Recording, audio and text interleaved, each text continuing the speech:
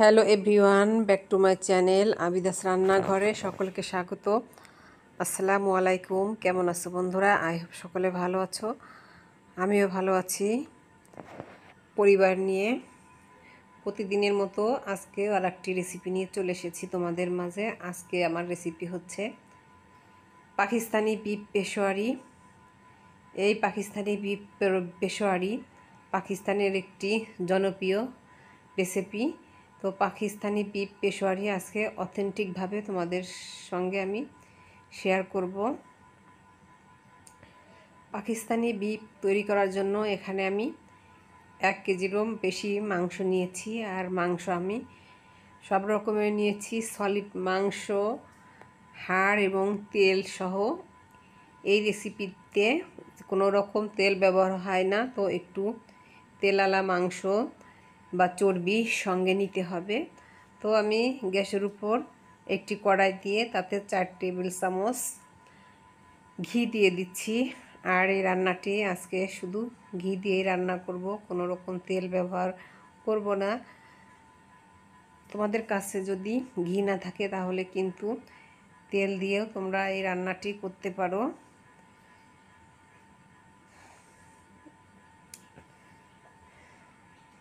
তো প্রথমে আমি এখানে ঘি দিয়েছি, আর ঘি দিয়ে মাংসগুলো একটু ভেজে নেব। আর এই রান্নাতে কোনো রকম মশলা বা তেল ব্যবহার করব না। মশলাবিহীন এই পেশোয়ারি মাংস কিন্তু খেতে অনেক বেশি লাগে। আর আমরা কিন্তু বাঙালিদের রান্না মানেই হচ্ছে মশলাযুক্ত রান্না। তো এটি যেহেতু মশলা বা তেলবিহীন রান্না, তারপরেও কিন্তু এর স্বাদ কিন্তু কম না।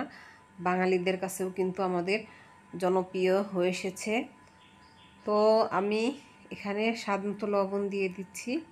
লবণটা দিয়ে মাংসগুলোকে আমি নেড়ে চেড়ে এই ঘিয়ের ভিতরে সুন্দরভাবে কিছুক্ষণ ভেজে নেব।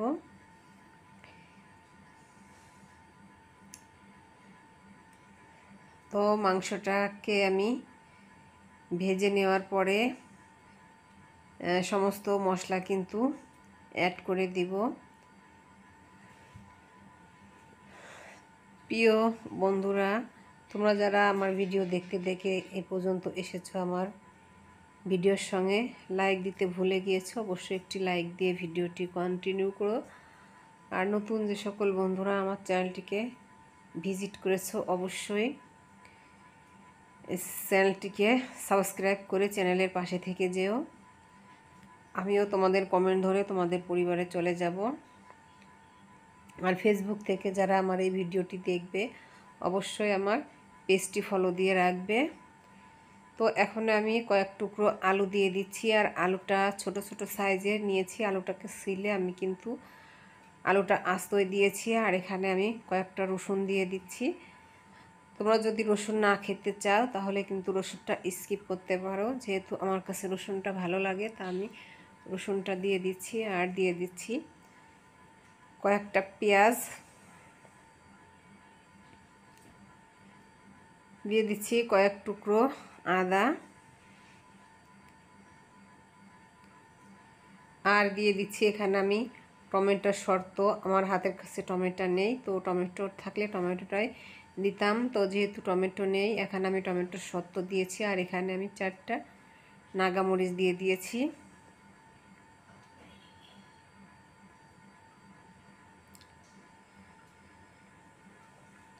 দিয়ে দিচ্ছি আমি 1 টেবিল চামচ পরিমাণ কালো গোলমরিচ। গোলমরিচটাও কিন্তু আমি আস্তই দিয়েছি, তোমরা চাইলে কিন্তু গোলমরিচের গুঁড়াও দিতে পারো।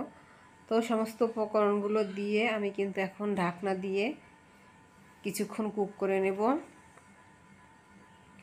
কিছুক্ষণ কুক করে নেওয়ার পরে আমি ঢাকনাটি খুলে নিচ্ছি। মাংস থেকে কিন্তু কিছুটা পানি বের হয়েছে। এখন আমি নেড়ে চেড়ে নিব মাংসগুলোকে।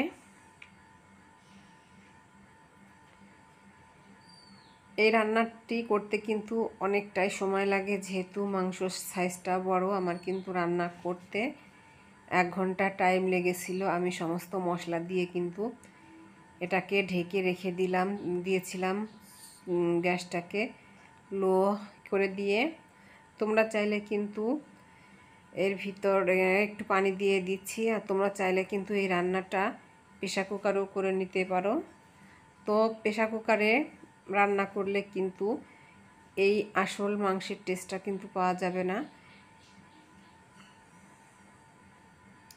তো আমি দিয়েছি গরম পানি, অবশ্যই গরম পানি অ্যাড করে দিতে হবে। আর তোমরা তো জানোই বন্ধুরা, গরম পানি দিলে কিন্তু সব তরকারি খেতে ভালো হয় আর সিদ্ধ কিন্তু হয়ে যায়, যেহেতু এই পেশোয়ারি বিফটি কিন্তু সবসময় ওভার কুক করে রান্না করতে হয়। তো এই তো আমি কিন্তু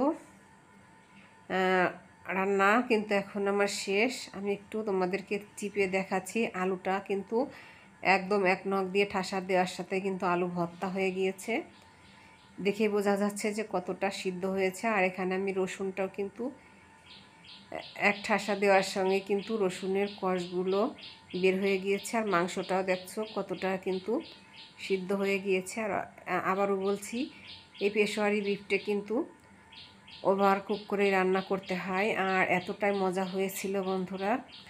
আর পেশোয়ারি বিফে একটু ঝোল বেশি রাখলে ভালো হয়। তো ঝোলটাও কিন্তু খুবই ভালো লাগে, টেস্ট লাগবে। তো ঢাকনাটি দিয়ে আমি কিন্তু আর একটু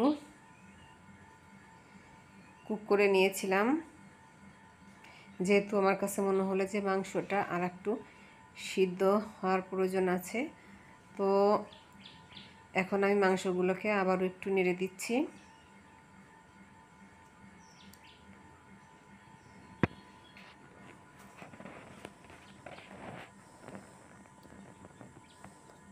আমার রান্নাটি কিন্তু পুরোপুরি এখন কমপ্লিট বন্ধুরা। আর আমি এখন গ্যাসটা বন্ধ করে দেব। সে পর্যন্ত সবাই ভালো থেকো, সুস্থ থেকো। দেখা হবে নেক্সট ভিডিওতে। আল্লাহ হাফেজ।